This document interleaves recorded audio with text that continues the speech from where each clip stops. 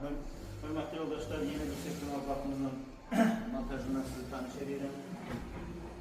Bunlar işləməsi rahat, çox gözəl. Gəlverici, qiymatlı bizlər binası. Çox keyfiyyətli, çox gözəl rəngləri mövcud olan bir baxımız. Bunlar gəldik şəhərdən də çəkdik. Səliqəsindən, formasından, bir tanış olsunlar. İstəyənlər olsa 050 324 98 53 nömrəsindən əlaqə olacaq.